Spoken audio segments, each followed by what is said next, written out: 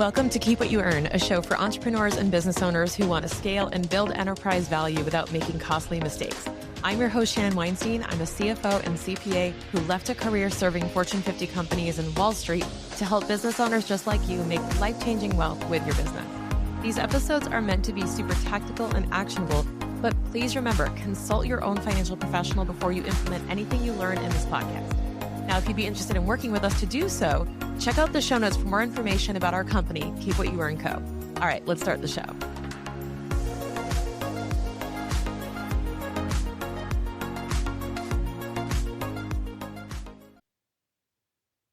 Hey, Rob, welcome to Keep What You Earn. Thank you, Shannon. Happy to be here.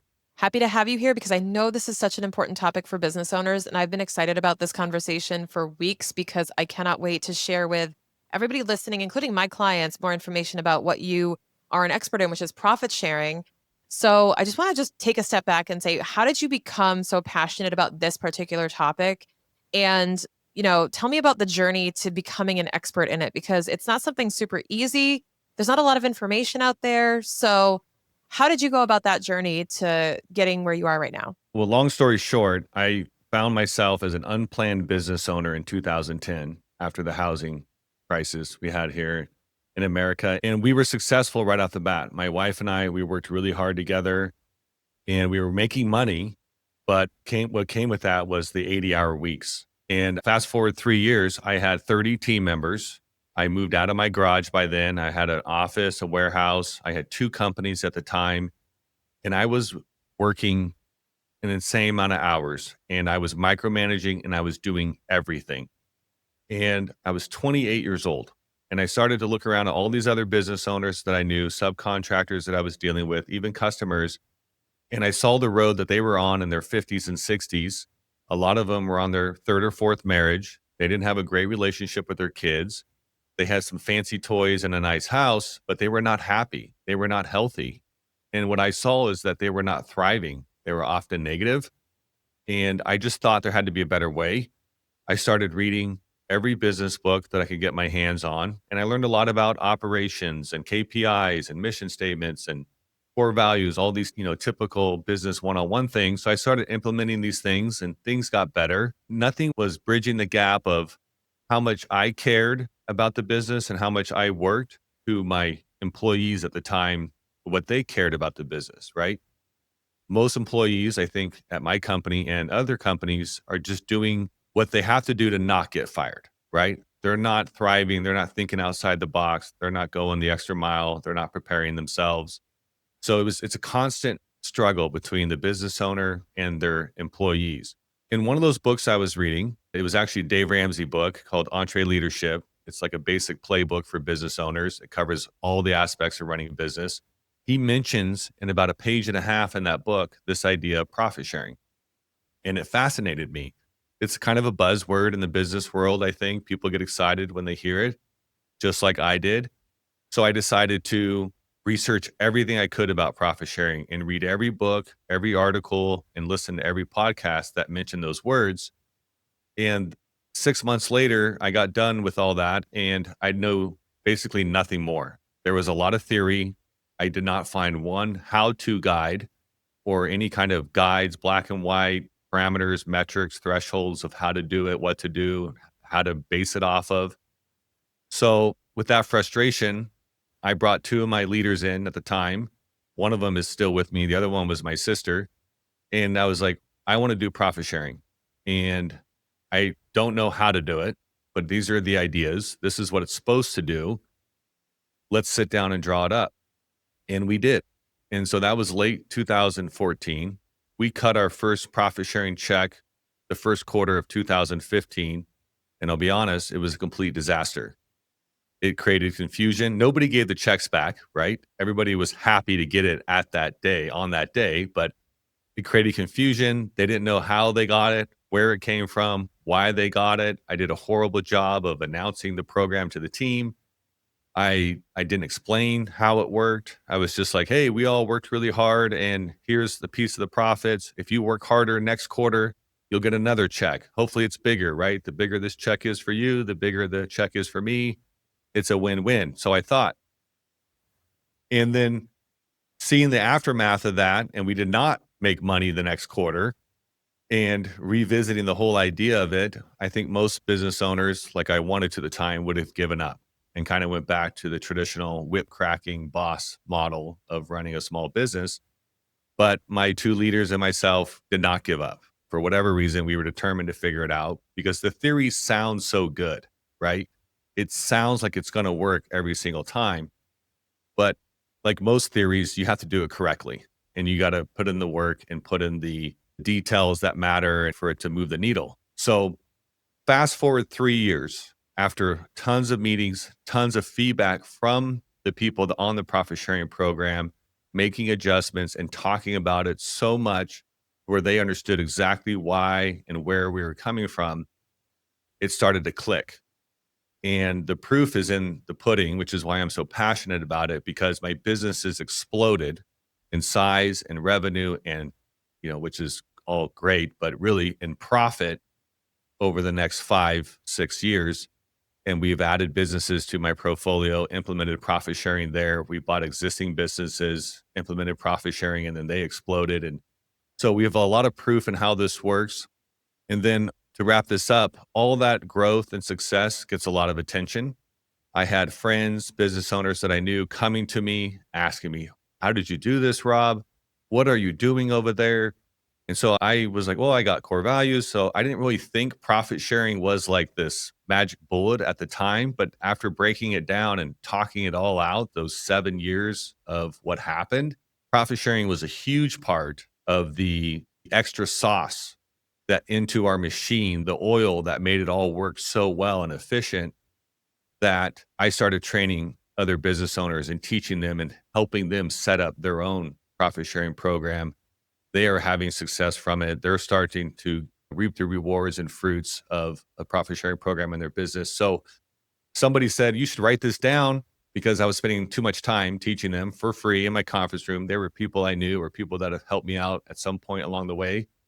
And so I wrote a book that came out in January. And then, which is really hard to do in a book, teach everything about everything, because businesses are unique, right? Every owner is different.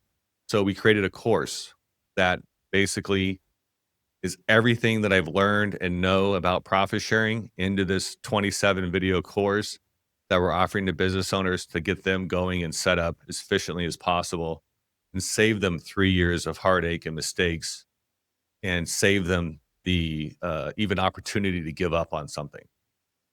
Yeah, I think you hit the nail on the head with the amount of resources available that are really reliable that teach you the how to do it. Because I think a lot of business owners, including our clients, including those listening, including me in the early stage, let's be real, like I didn't always know about this stuff. And as a CFO even. And what people assume is that profit sharing is simply I cut checks at the end of the year as a percentage of the profit that we made as a company. And magically, I will instill owner mindset in all of my employees and they will be so happy. And I just want to crack that open and say, okay, why is that not true? And then what is profit sharing if not that? What are the other labels for it or ways and other ways people can think about it when it comes to profit sharing so that they don't fall into the trap of thinking that's the only option. Right. So that would be like your typical Christmas bonus model, which is something that I did for years and years. And it's a horrible model.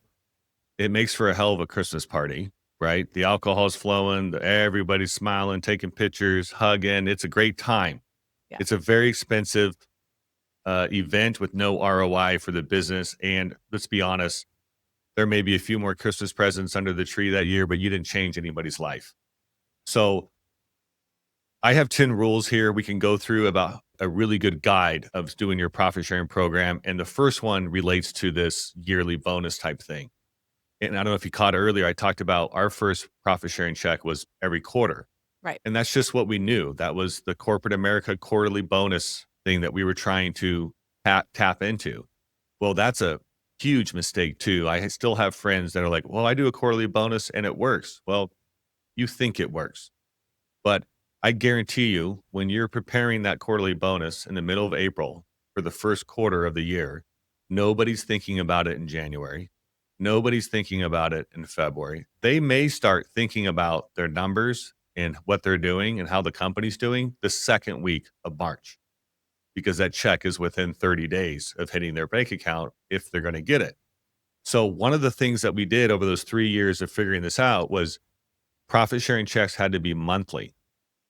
And why is that? Because everyone's bills, Shannon, if you and I were drinking coffee, we would not talk about our grocery budget every quarter. We would not talk about my car payment is X amount per quarter, or Mm-hmm. our rent. What is that per quarter? Everything we talk about, everything financially, we think to our basic core of how our thought process is monthly. What is due the first of the month? What do I got? What bills are popping up this month? So why are we not incentivizing our people on a monthly basis that moves that financial needle? I think of people's budget like a gas tank. You get paid, you fill up the gas tank, and then all the bills and life happens, and the gas tank gets lower, and then you get paid again, and you fill it back up. And that's the day to day, the monthly bills that you want to affect to change people's daily behavior, right? They think about their bills the first Monday of the month. They think about their bills the second Tuesday of the month. Every day of that month, they have bills to pay. And that's the activity, that's the metric that you're trying to touch with profit sharing. So anything that's quarterly, biannually, or Christmassy is a huge mistake. Your people will always cash those checks. They're not going to change their behavior based on those events. That's why it's so important that profit sharing gets paid out monthly. So anyone listening to this, if you're doing Christmas bonuses, which I used to do, right? I was typical. I was 25 when I started. I didn't know anything. And my boss did that. My boss before that did that, right? You just think that's how it's done. And they seemed to be somewhat successful. They had a nicer car than I did. So that's what I was going to do. But what I learned was that there's no change to their daily behavior. And I had another thought that I was going with down that road, but Yeah. And the frequency matters there too, because I'm thinking about it like, well, those things pop up on a monthly basis. And if you're only really checking in with them quarterly and giving them that reward, it's kind of like you're on a weight loss journey and you're only weighing in quarterly. So, how do you know how to adjust your diet every day, every week, if you're only getting results and measurements and feedback on a quarterly basis? Then it's like, well, how do I modify my behavior to change the outcome of this? I need to know sooner. I need more frequent right. feedback in a way so that I can loop back and change my behavior for the results that I want. It's like any other journey like that. And I think that makes total sense. Well, think about a business owner. Is there any business owners that look at their financials once a year? Or businesses? Actually, I know a guy. There are some, but they're probably not. They're not doing well. They don't know what's going on. I had a guy call me the other day and he's like, "Oh, I look at my P&L every quarter and we look at it quarterly." And I was like, "Man, you got to think about it like you're the captain of a ship. And that P&L is the wind. And if you don't know the direction it's coming from, the density, the temperature, the storms that are coming or not coming, how the heck are you driving that ship without that information as frequently as possible?" And so it's the same thing with profit sharing. Your people want to know, are we doing well? Right? That's motivating too. They're on a winning team, right? No one wants to be on a losing team. And getting that monthly injection into their financial needle on that gas tank gauge is the true sign of, okay, we're winning. We're getting some profit sharing coming in. I like this. It changes my life. And I got some other metrics and rules here to help you guide you down that road of what that looks like. But the biggest thing that I see is people have to wrap their minds around this monthly profit sharing deal. And how do they measure it? So I know you might be getting into this with the rules, but okay, let's say some people subscribe to the monthly frequency, but they go, well, how much am I giving them? And how do I know how much to measure against? And how do I make sure that I'm not over giving where I'm hurting my cash flow during the course of the year when I don't know what the outcome's going to look like? That's a great question. So let's backtrack a little bit. Right. Business owners that are listening right now, there's 3 things that you need before you can implement a profit sharing program. Number 1, you need a business that makes a profit. Okay, that's kind of the obvious thing. I do have people come to me that aren't making money and they think this is the magic ticket. It's not. You need to be successful. You need to, every day, the company's being profitable. Number 2, you need to have accurate financials. This is another hurdle that I see in small business where they're not consistent with their QuickBooks or reconciling their accounts and their credit cards.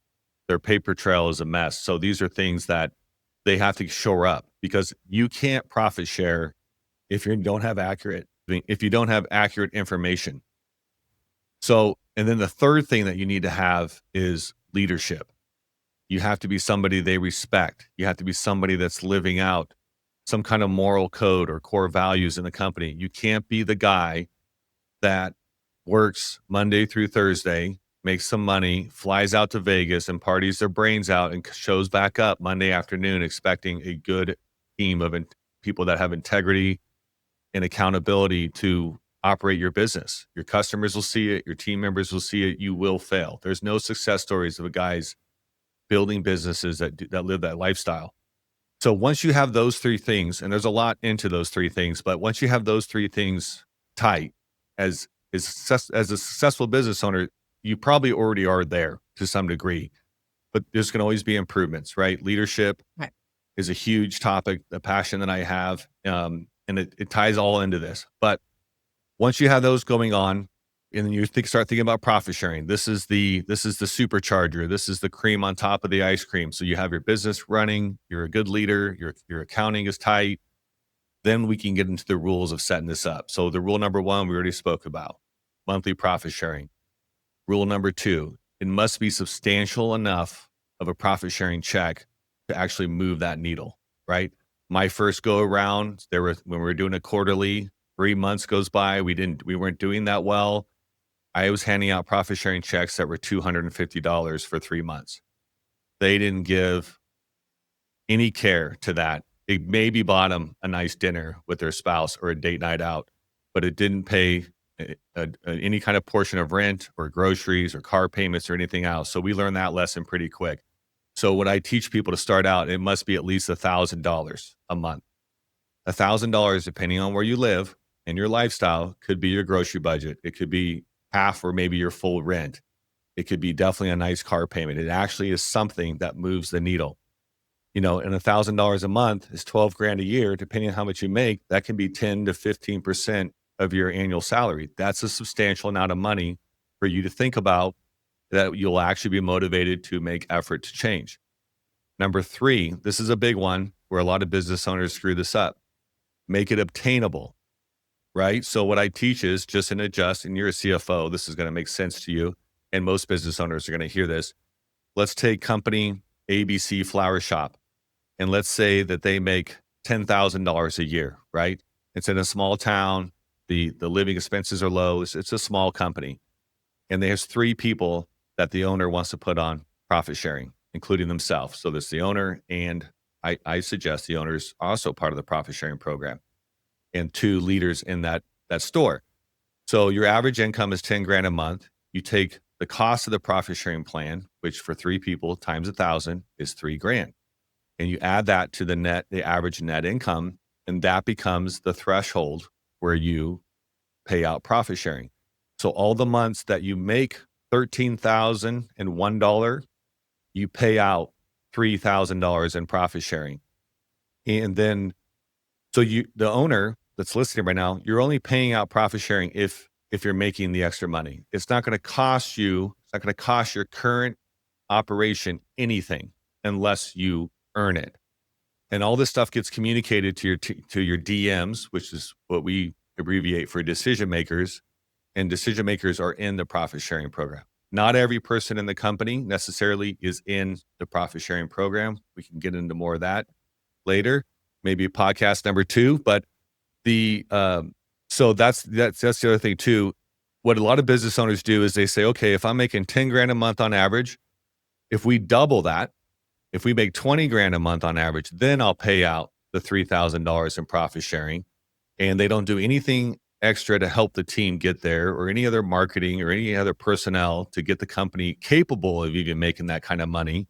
The goal is set too high. We all know what happens when goals are set too high. They're not obtainable, they're not broken down, and they're not reasonable. You fail. Your profit sharing will fail. You'll lose credibility with your team. The whole thing falls apart. How do I know this? Because I've done it multiple times. So making it attainable, making it reasonable, making it clear, making it something that's catchable. Number 1 or number 3, that's rule number 3. And then I'll go really quick over the other seven rules here just to give people an idea of what they're getting when if they buy the book and the course. And I go through all this stuff in the book. Clarity, right? Your profit sharing program needs to be written down, it needs to be communicated, and it needs to be clear on what they have to do and where the metrics are at to get it. It can't be wishy-washy. It can't be based on feelings. It can't be based on the weather. Number 5, it takes a leader to implement and to lead a team to success, right? We all know that in any business. Any successful business owner at the top, I'm always going to see someone and be like, the odds are they're a good leader. They're a coach, they're a mentor, they're good with people, they can motivate, they can guide, and they can direct. So that's part of a successful profit sharing program. If you're a business owner and you're timid, you're quiet, you struggle with people, you need to work on that. You need to read leadership books, you need to go to conferences, you need to up your game as far as your leadership skills overall. And that's a whole nother topic conversation, but these are things that you need to be thinking about. Number 6, rules, reminders. Profit sharing needs to be a constant part of your daily culture and communicated and talked about in every single interaction in your company. Everybody needs to have profit sharing on the forefront of their mind. Why are we buying this? Does it help profit sharing? Why are we getting this job? Why are we doing this service? Can we add services? Can we reduce costs? Everything has to be about profit sharing, which is how business owners think. It's so weird. We want everyone else to think that way too. Number 7, you have to provide some kind of financial wellness tools or program to your teams. I have a really quick story. I have a car wash. I had this young kid, really bright young man, hard worker. He was an assistant manager at 21 years old. We were in the summertime. We were printing money at the car wash. His profit sharing checks were huge. He went out and bought a Corvette. The wintertime came. It rained 27 days. We did not make any money. They did not get a profit sharing check that month. He couldn't afford his Corvette. He was running ragged, spending every dollar he was making, and it was my fault that he didn't get profit sharing when we made no money. So providing some kind of Dave Ramsey-esque financial wellness and training and tools for them to understand how credit cards work, because heaven forbid our high schools teach that, or some kind of budgeting tools to these young people or even older people is a great way to set up your team for success. Number 8, protecting the mothership. So you can't over profit share. You need to understand as business owners, you either have a fractional CFO or a bookkeeper or have enough accounting knowledge to understand that your net profit on your P&L is not really money in your bank, right?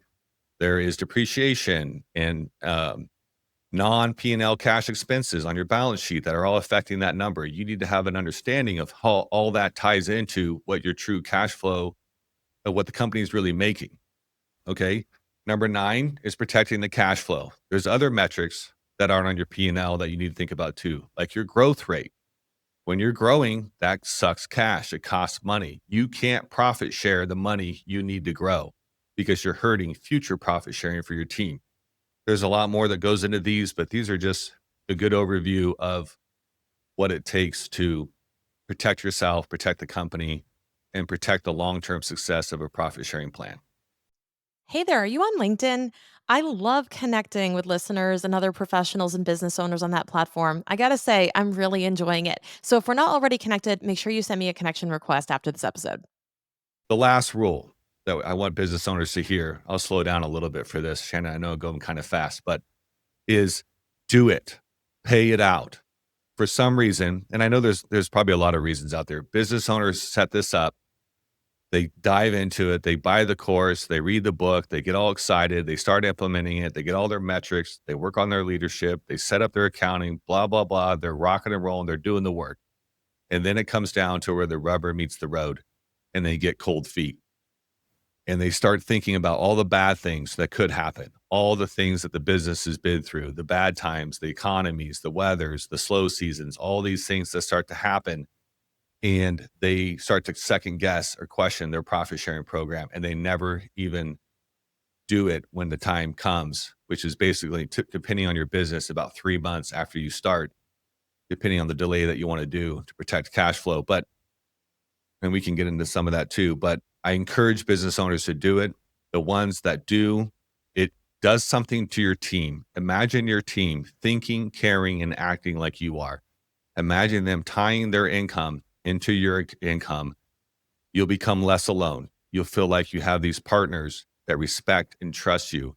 You don't have to crack whips anymore. They start bringing you ideas that are actually better and smarter than you. I know you think you know everything, business owners, but you have people on your team that are rock stars, and they'll start caring about things that you can't even see. You only have two eyes. They each have two eyes. And if there's 30 of you or 100 of you, that's all those more eyeballs and brains out there trying to help you win. So that's a quick summary of the 10 rules to set up a profit sharing program for success.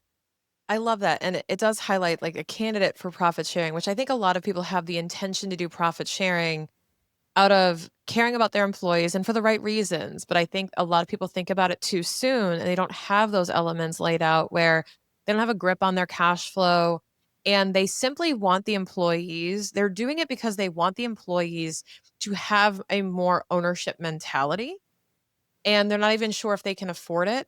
So I like how you laid that out there. But I do want to address the ownership mentality part of it because I think that people think that this is a sort of a button to push to say, well, I offered them profit share.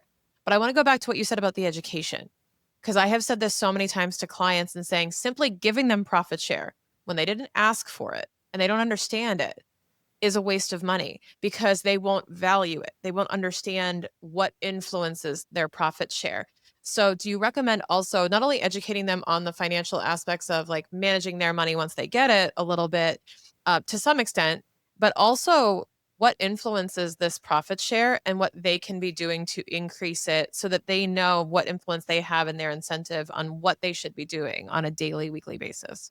Yeah, 100%. So this question often comes up when people ask me, does everybody see your financials in the company? Or does everybody that's on a profit sharing program, do you share your financials? This can be a touchy subject for a lot of business owners. In the book, I touch base on this.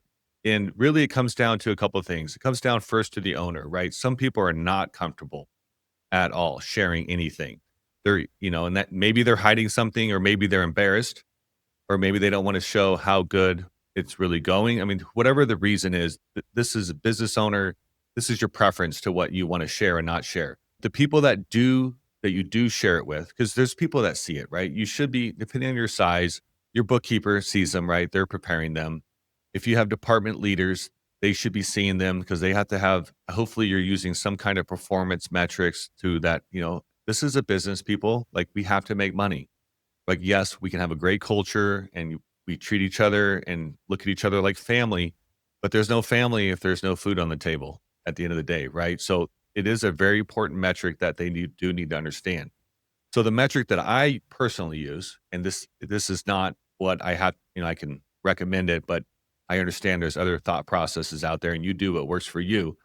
But what I do, if I share financials with them, before I do that, I make sure that they're educated and mature enough to understand what they're looking at. Because what most people do, and I know this because this is what I did when my previous employers shared them with me, it was I looked at the bottom number. And my first thought was, holy cow, this guy just put $63,000 in his back pocket last month. And I'm scraping by, or I'm busting my butt, working 10 hours a day, doing all these things. And this guy just, put 63 grand in his back pocket. I remember having that thought 20 something years ago. And then now being on the other side of the fence, that's not true, right? There's debt stuff that goes in there that people don't see. There's growth that he has to pay for that protects my job and my future that I wasn't even aware of. There's all these things that go into it.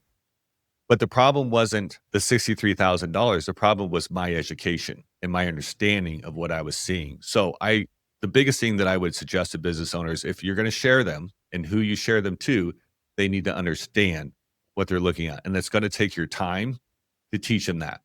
And it's not going to be a 1 hour meeting. There's a lot more to a P&L or business financials than a 1 hour meeting. It needs to be a constant conversation, and it probably should happen relatively slowly, because nothing is heard in a 1 hour meeting or really retained, right? Look at our education system. It has to be years and years and years of constantly repeating stuff so that people understand it. Yeah, I totally agree. Do you also recommend or have seen this type of sharing program always based on net profit? Do you see it based on gross profit, based on other metrics like customer retention and things like that, that maybe profit is a little bit more volatile, but there are closely related metrics according to the employees and what they're doing that's more indicative of performance, even if you are sharing dollar value of profit? Do you use other metrics as a baseline other than just simply net margin? Okay, great question. So when we cut our profit sharing checks, it is based solely on net profit, Okay. 100%.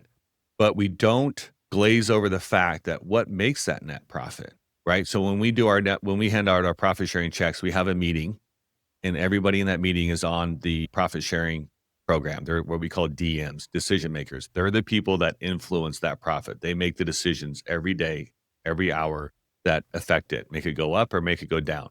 So the last meeting, there was 27 people in there, and I am standing in front of the meeting. And then, so before we hand out the checks, we don't do direct deposit. We hand out physical checks. That makes that mental connection that there's something real here that you earned, right? We'll talk about how do we make profit?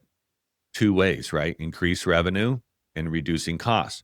And then sometimes I'll put up a P&L on the projector, or we don't use a projector anymore, but it goes through a laptop to this other projector on this big screen. And then we'll go through line items. Hey, this is our insurance costs, workers' comp, overhead rent, our PG&E bill, all the costs that goes into running a business, and then the cost of goods sold and revenue, sales. So we'll go through these things line items by line items, and I want the team to think about a business like a business owner does. I think, to answer your question, if you base it off commission or gross profit or customer retention, all these other metrics that business owners can use to adjust and track their business, you're preventing them from thinking like a true business owner. The goal of doing off net profit is they think about the whole business, right? If you don't have good customer retention, you're probably not making a profit.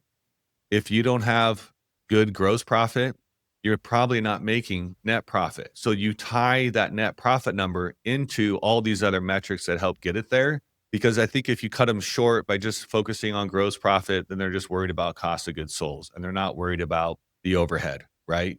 Or they're thinking about, well, if we bring in another estimator, which is going to add to our overhead, and they're not pulling their weight, that's going to hurt profit sharing. You want them to think about that growth and getting people on the team, which increases costs. And you want the whole team to think about how do we get that person pulling their weight as fast as possible. And those are the type of conversations you want to have with your team as the owner. And you want your team to be thinking about, not just thinking about sales and gross profit, but the whole company.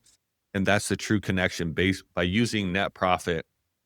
Because that's how business owners think, right? It's everything. We can't just think about the cost of lumber on this job. We got to think about the overhead, the light bill, the subscriptions for software that we use. And you want your whole team so them to think like you, they have to know like you. And that takes knowing your numbers really well, because then you know what the net profit has to be in order to essentially have all of this be working like a machine. And you have to know what your net cash flow is, so you can support this profit share despite all of the other things like loan payments, credit card payments, things like that you're going to have to make that maybe the P&L doesn't really highlight as much. So you have to really manage your cash flow effectively too. And you mentioned before, Rob, about how not everybody qualifies to participate in profit sharing, that there is a certain probably tier of people in your business, leaders, decision makers, managers. How do you know sort of who quote unquote qualifies or vests, or what are the different models you've seen work with giving profit share right off the bat? Maybe it requires that education first, like you qualify for profit share after you go through a little bit of education or several months or several years.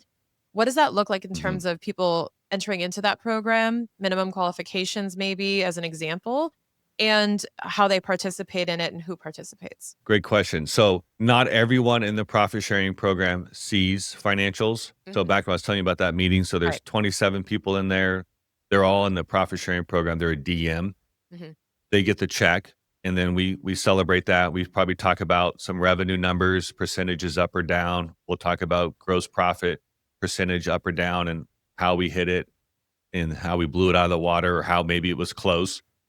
And then I'll end that meeting, and 17 people will leave or 12 people will leave, and then I'll be left with 10 or 12 people left that actually see the P&Ls, and then we'll dig in deeper. Those are the ones that are educated to see that. And I try to keep that group fairly large. So I don't want it to feel like a small circle of coming from the top down, and then the communication of, did we hit profit sharing or not? Because that's the question, right? Are we hitting profit sharing or not? But I want it to be enough people that see them and understand it to where it's not just coming from me. And I typically encourage those DMs, those leaders, to continue that conversation even when I'm not in the room. And it creates trust and transparency without creating confusion by having people see the financials that aren't prepared or educated enough to see that. What was the other part of your question that you asked? So, just if the minimum qualifications, in a sense, like Oh, when they yeah. become eligible to participate in the Right. Yes. program, not just the financial sharing. I have an acid test when we decide to, and I talk about this in the book and in the course of, when does somebody get on your profit sharing program, right? You bring somebody in, let's say they're a superintendent, right, for a construction company, or they're assistant manager for your car wash or whatever business that you're in. And day one, they're learning, right? They're training. They're costing you money. They're not adding to the bottom line yet. And so the question becomes, well, when do you put that in there? And to be honest, we have changed this metric several times. We're always, I have 5 companies, and what we've done over the years is we'll come up with an idea for profit sharing, and we'll test it with one company for a whole year and to see if it actually increases profits, and we can actually increase the profit sharing checks. Our profit sharing checks are not $1,000 anymore. They're higher than that. And because we're always looking for ways to motivate more and tie in the message more to our team. But the big acid test that you can do to get somebody into your program, the question that you should ask, the final yes or no, should be, are they making decisions that are helping create this profit? At what point in their tenure there at the company? And then you can add some other metrics. Like, for a while there, I wanted to do, you have to be here for a year. Because what was happening is this word gets out to your competitors, and all of a sudden everybody wants to work for you. They're trying to use the inside channels. Hey, give me a job over at working for Rob. I want to get part of this profit sharing system. My boss doesn't do that. I brought it up to him. He laughed at me, right? And he pays me well, and I'm at the top of my market, but so do you guys, and profit sharing on top of that. Get me in over there. So what'll happen is you get people that want to come to work for you that are kind of just there for the win and the benefit without pulling their weight and helping the team contribute to that. And you got to be careful, because you'll increase your overhead and not increase your profit at the same time. And then your current team that was winning and kicking butt will actually die off, or will not make profit sharing, and they'll be very upset about it. So the best acid test to determine if somebody should be on your profit sharing program is that if they are actually adding to the profit. If these people are in a position in your company where they're making decisions that actually make you money or lose the organization money. Because what will happen is people, this word gets out, and your competitors, people want to come work for you because you do profit sharing. And so they're using inside channels to come to your business, and they have relationships with your team, and they're like, hey, this guy's really good. I compete with him. I know he knows what he's talking about. Let's bring him in and put him on profit sharing, and they can help us win more, when quite frankly, it doesn't always happen that way or happen that fast. So we've done like 1 year waiting periods for new people. We've done 6 months. However you choose to do it, the biggest thing you need to ask yourself, are they actually contributing to the bottom line? So depending on their role, are they bringing in revenue, good revenue, because you don't make money on everything sometimes, depending on your business, or are they in a role where they're saving the company money? Maybe a safety manager, they're preventing injuries and lowering workers' comp costs. That could be somebody, maybe depending on how you're set up, that actually adds to the bottom line. And so that's the acid test that business owners, as they're looking at their team, thinking about this, setting this up, they should ask themselves, does this person make decisions Mhm. that help us win or help us lose? For example, at my plumbing company, the dispatcher, they're not a manager. They don't hire or fire people, but their role, the decisions they make for routing the guys on jobs, the communication that they provide and what the scopes are, and with the customer, is very, very vital. If they have a bad day, or if they're not doing well at their job, we are not going to make a profit. So they're on the profit sharing. They're a DM in our program because their success directly ties into our success, if that makes sense, right? Another example I can use, this is a fight I have with my bookkeeper. A bookkeeper records the numbers. They don't make decisions of how much revenue we bring in, how much the cost is. They're just inputting the numbers. They don't make any decisions that affect profit. I do not have my data entry people on the profit sharing program for that reason. So, as a business owner setting it up, if you start out too big and that jump and increase of profit is too large and you're not doing things to help your team get there, you're probably going to fail. When I started out, I was much smaller than I was now. It was 7 people. That was $7,000 of costs. Once we made the $1,000 minimal threshold, was a reasonable dollar amount for us to increase every month, and it works. It was a balanced profit sharing program. If you are a 30 employee team and you decide to put everybody on profit sharing, and all of a sudden you got to go from $30,000 net profit average to 60, you're probably going to fail, right? Unless you're a really good owner and you have some really good ideas to make that happen, it's going to be a really tough struggle. And so the goal, just some other metrics I can provide some value here to the listeners, is your true goal is to hit profit sharing every month. But realistically, if you're hitting it 10 to 9 times a month, that's a fantastic metric. If somebody makes $100,000 a year working for you, that's a 10% increase in their pay. And that's probably the more realistic reality of businesses. Some businesses have seasons, right? At my car wash, we don't hit it every month because of the rainy seasons, but the months that we do hit it, when the sun is shining in California here, they're killing it. And then you got to tie in that financial wellness to budget that out. And they're not increasing their lifestyle to a point where they can't handle the profit sharing in the rainy months. But anyway, I'm very passionate about this, Shannon. I could talk about this forever and ever. And I got tons of stories. Another thing I'd like to share to your listeners is that I saw companies double net profit in 9 months once put on a profit sharing program that was well oiled and was balanced and motivated the right metrics. And I've seen companies do even more than double profit sharing. So business owners that are thinking about this, that's what is on the table. That's what you're leaving on the table from either a lack of leadership or lack of unity and motivation in your team. And that's the fruit of having everyone on your team, the decision makers, all thinking, caring, and acting like an owner. Yeah, and I think that $1,000 target is a great one as a really practical example too. And what I want to remind everyone listening is that that might look different for you in terms of what profit you need to keep in the business. You need to know that really well. Like, we're not saying it's like 10,000 or using the exact numbers that Rob's using. Like, don't plug those numbers in face value. You have to know your business and if you are able to support that cash flow and then be able to do this. But I think people overestimate how long they have to wait to implement something like this because they think it's going to be such a huge undertaking. So I want to encourage people to do, I mean, would you encourage people to do something or wait to implement this until they can afford, say, $1,000 a month? If they can do 500 a month, theoretically, do they ease into this or do they just wait until you can really make an impact and do a needle moving amount for an employee?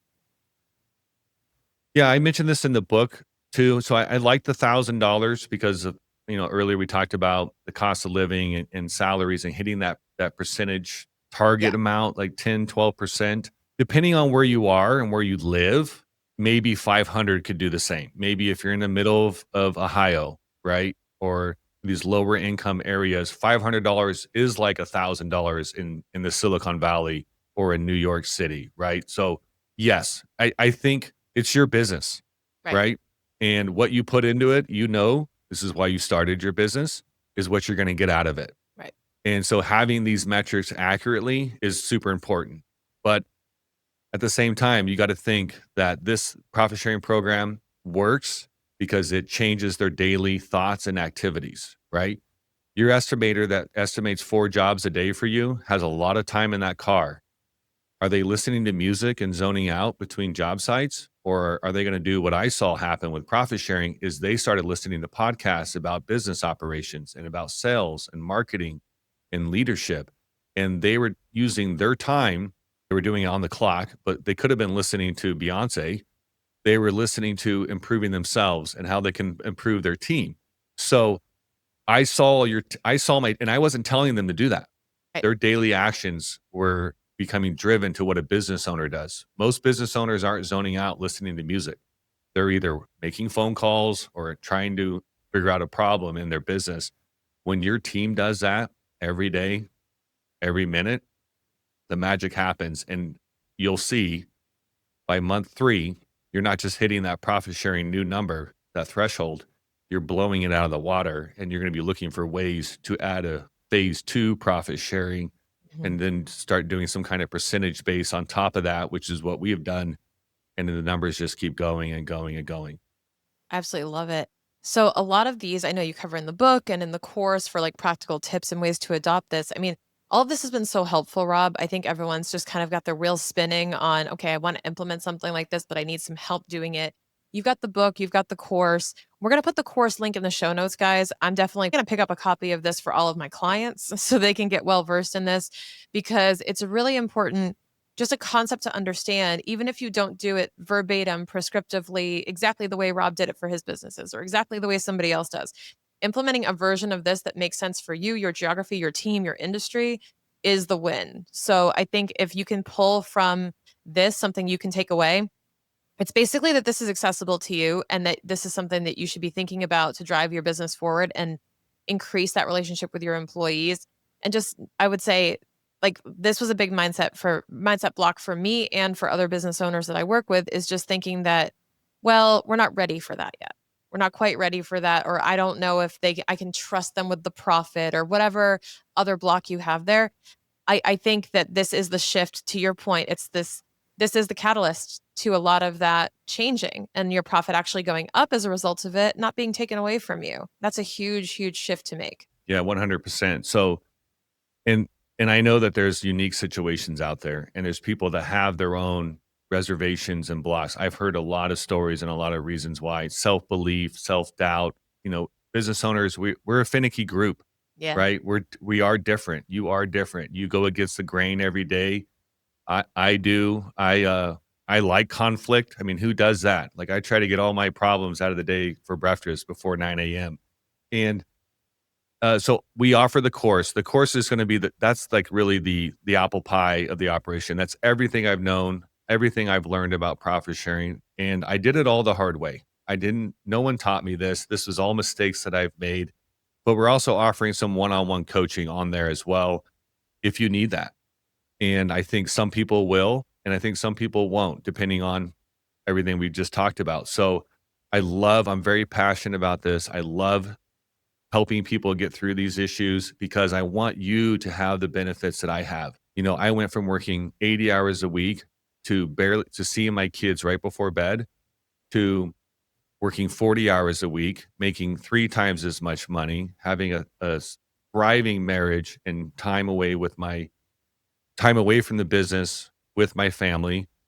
One of the cool things I did in 2021 was I went on a 93-day motorhome trip with my kids and my wife. We went around all the United States. And I made more money when I was gone. The businesses made more money when I was gone than I was there. My personal pride was a little bit hurt by that, but I wasn't complaining. And because like they didn't need me. They are all thinking like owners. They care like an owner and they work like an owner, and the business thrives. So these benefits, these wins, these things that you can do in your life by sharing the success of that organization and empowering your people to get a piece of it has been the biggest X factor in my life. Yeah, I'm so happy about that too. And it's so true. So Rob, we have the link in the show notes. Is there any other place where people can learn more about you, what you guys do, and any other resources that you can share with them other than the links below, website, or anyone where they can search for you? We'll have the website down there. Find me on Facebook, Rob Gallagher, and Instagram. You can follow along with my crazy life. And I'm on LinkedIn too. All the other business Mhm. owners are hanging out there. We talk about profit sharing, and not just profit sharing, but leadership and tips and tricks and hacks. We have a newsletter. That's out. You guys can join that list. And I'm throwing out value for free all the time on there. Things I've learned, not fluff that I'm AIing. This is real stuff that I deal with every day. The last note that I want to say to business owners is I'm not that guy that built some tech company that sold it for 9 figures and now on board and wrote a book. I still run and own all these businesses. I still work every single day. I'm still in the trenches. I still learn new things. And I am always looking to improve and get better myself and empower my team members. And my favorite thing to do in business is watching other people grow and learn and become leaders. And my passion is watching those leaders become even better leaders than I have become myself. So it's something that I love. And thank you for listening. And thank you for hearing me out. Yeah, thanks for being on the show today, Rob. Really appreciate it. Thank you. That was fun. As you think about growing and scaling your business, it's important to focus on how your operating costs align with your profit and personal goals. Are you allocating your resources wisely? Are your expenses supporting growth, or are they holding you back? Building a sustainable and profitable business takes intentional budgeting and regular assessments of where your money's actually going. Now, with a power session, you can get personalized strategies to help your businesses thrive.